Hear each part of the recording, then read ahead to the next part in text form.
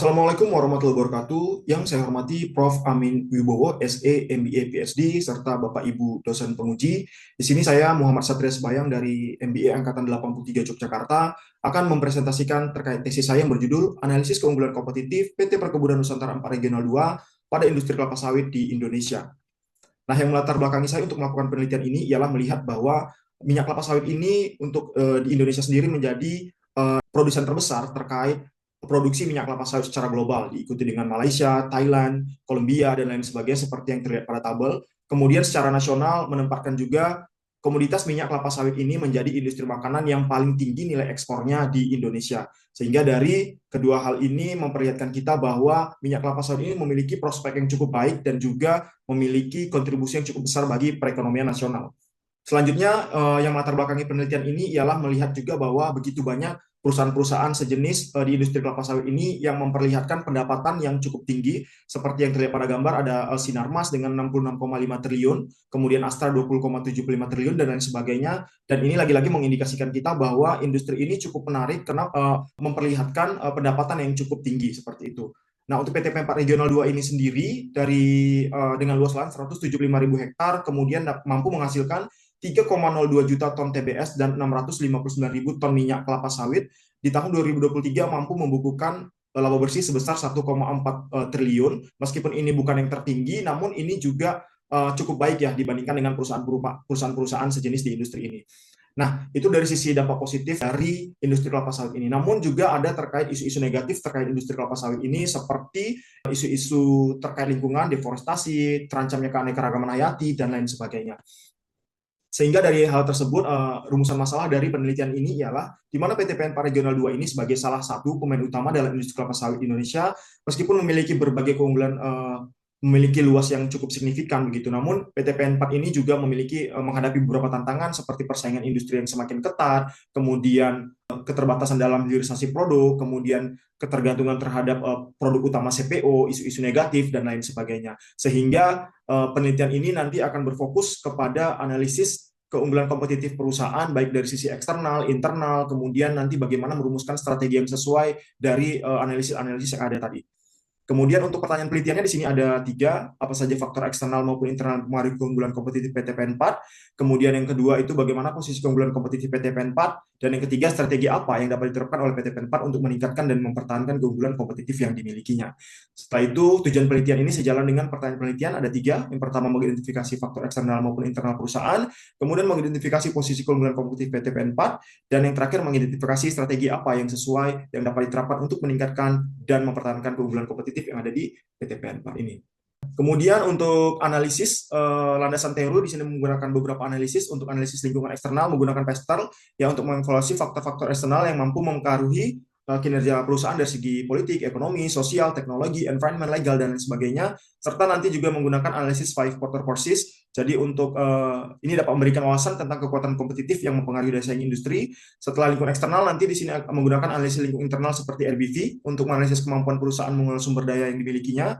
Kemudian ada Frio untuk menilai bagaimana kapabilitas internal perusahaan dan untuk melihat aktivitas utama dan pendukung yang mempengaruhi keunggulan kompetitif perusahaan nanti menggunakan analisis value chain, dilanjutkan dengan strategi bisnis, analisis SWOT untuk melihat kekuatan, kelemahan, peluang, dan ancaman yang ada di perusahaan, dan selanjutnya digunakan analisis TOS untuk merumuskan strategi yang sesuai dari analisis-analisis yang telah disebutkan tadi. Untuk rangka penelitiannya, di sini menggunakan analisis faktor lingkungan eksternal, juga analisis faktor lingkungan eksternal yang kemudian akan dirumuskan dengan strategi bisnis melalui teori-teori yang telah disebutkan tadi. Untuk metode penelitiannya di sini menggunakan penelitian deskriptif kualitatif, jadi mengeksplorasi keunggulan kompetitif yang ada di PT PN4, dan sumber datanya ada data primer melalui wawancara dengan manajemen pencatatan menengah di perusahaan, diikuti dengan data sekunder yang diperoleh dari laporan industri, peraturan pemerintah, dan lain sebagainya. Untuk metode pengumpulan data sendiri menggunakan wawancara. Untuk metode analisis data, di sini menggunakan beberapa analisis ya, seperti yang telah disebutkan juga sebelumnya, ada analisis PESTEL, Frio, value chain, dan juga SWOT. Untuk profil perusahaan dari PT PN4 Regional 2 ini berdiri tahun 1996, namun sejak tahun 2023 PT PN4 ini menjadi bagian dari subholding PT Perkebunan Nusantara 3 atau yang biasa kita kenal ini sekarang ini ialah PALMCO seperti itu. Untuk visi perusahaan menjadi perusahaan produsen minyak kelapa sawit berkelanjutan terbesar di dunia, misi menjadi produsen minyak kelapa sawit terbesar di dunia dengan praktik operasional perkebunan terbaik, kemudian mendukung ketahanan pangan nasional dan memelihara lingkungan hidup dan sosial dengan praktik keberlanjutan.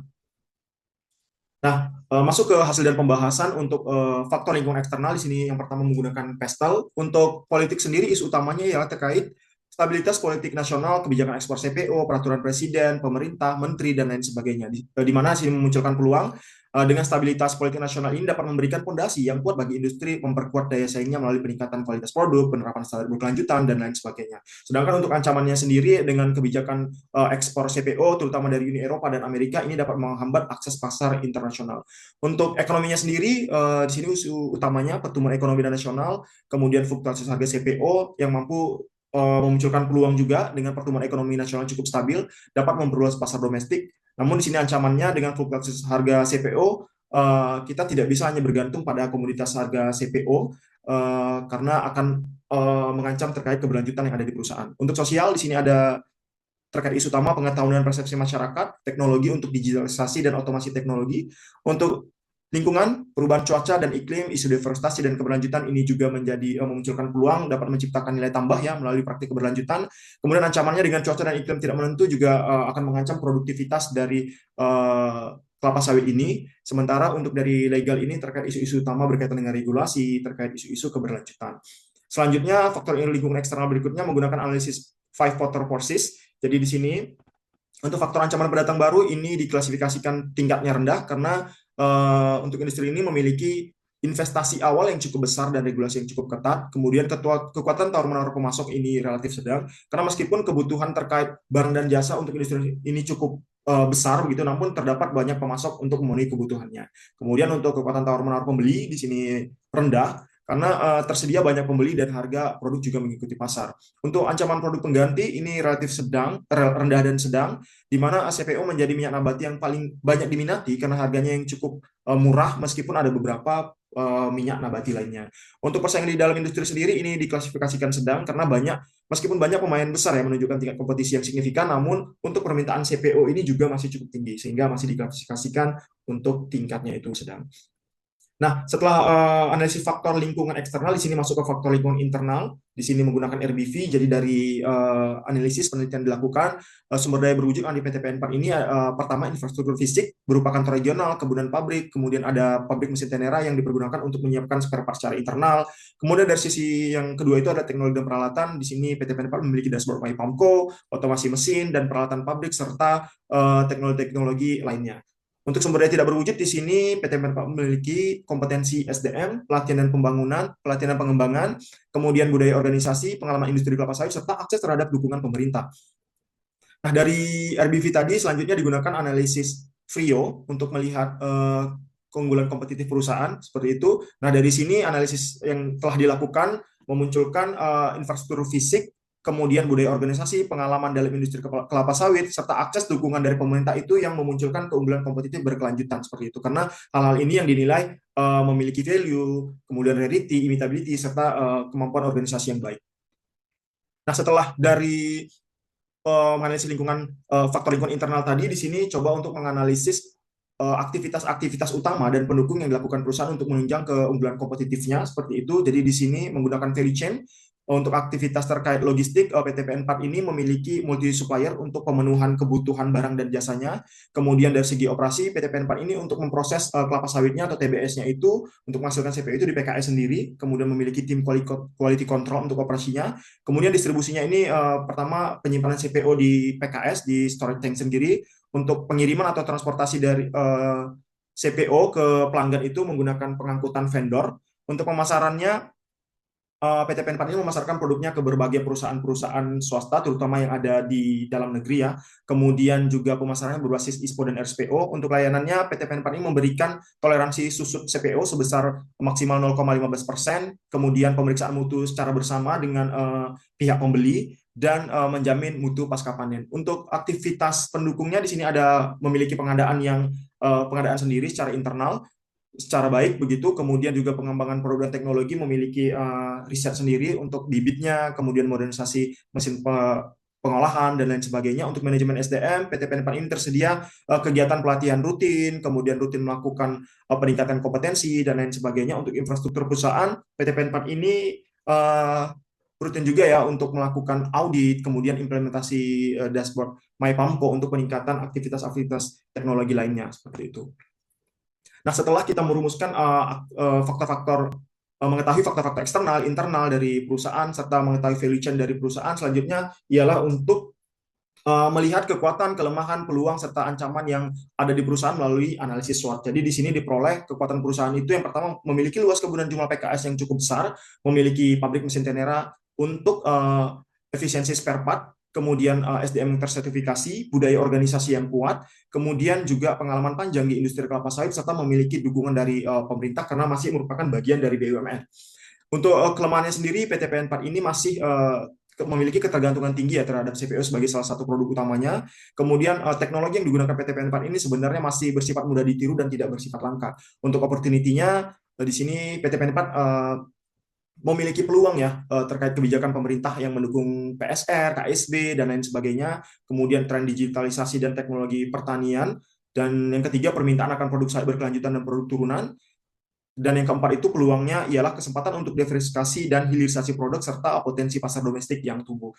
Namun juga memunculkan sisi ancaman ya. Yang pertama fluktuasi harga CPO, kemudian tekanan kampanye negatif terhadap industri ini. Yang ketiga perubahan iklim dan cuaca, yang keempat kompleksitas regulasi, dan yang terakhir ancaman produk substitusi dari minyak nabati lain.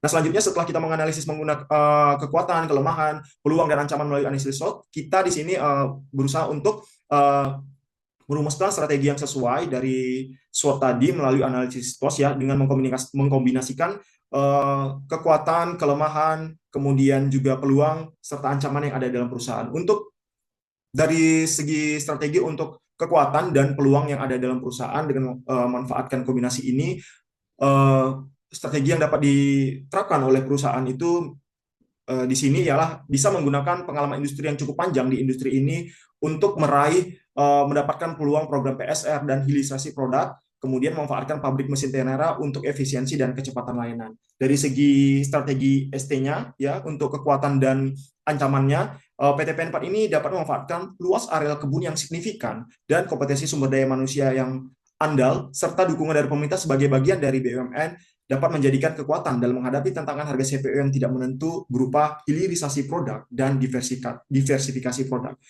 Kemudian untuk weakness dan opportunities-nya, PT PN 4 ini memiliki ketergantungan yang cukup tinggi ya terhadap produksi CPO sebagai sumber pendapatan utama, sehingga untuk mengatasi kelemahan ini terdapat peluang besar bagi PT PN 4 untuk diversifikasi produk sawit yang bernilai tambah tinggi sejalan dengan dorongan hilirisasi produk. Kemudian untuk dari sisi strategi weakness dan trade-nya ini ya, ketergantungan tinggi terhadap CPO sebagai produk utama PT PN 4 menjadikan perusahaan sangat rentan terhadap fluktuasi harga CPO di pasar internasional dan ancaman produk substitusi dari minyak nabati lain. Sehingga untuk mengurangi ketergantungan, lagi-lagi ya perusahaan ini disarankan untuk segera melakukan diversifikasi produk ke bentuk turunan bernilai tambah.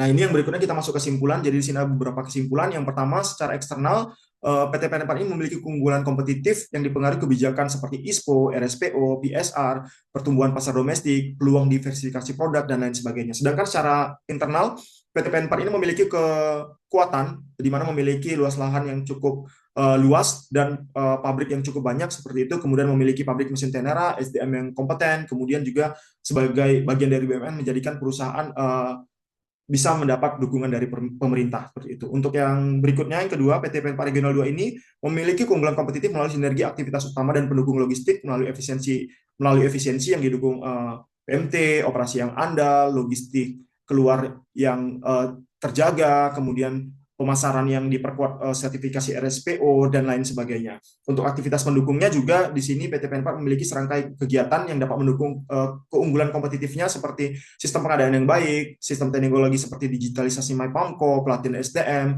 dan lain sebagainya.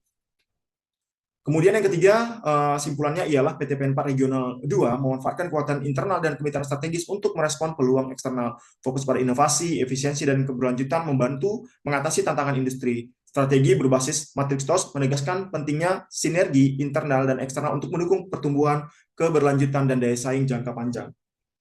Untuk rekomendasinya di sini kami rekomendasikan agar PTPN 4 itu fokus terhadap kegiatan R&D ya untuk meraih pasar dan pasar yang lebih tinggi lagi, lebih baik lagi, kemudian melakukan komunikasi publik untuk meningkatkan citra dari industri kelapa sawit ini. Yang berikutnya memaksimalkan peran dan kebun PKS.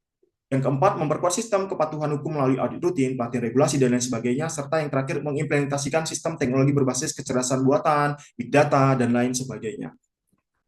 Sekian presentasi tesis yang dapat saya sampaikan. Atas perhatian Bapak Ibu dosen sekalian, saya ucapkan terima kasih. Assalamualaikum warahmatullahi wabarakatuh.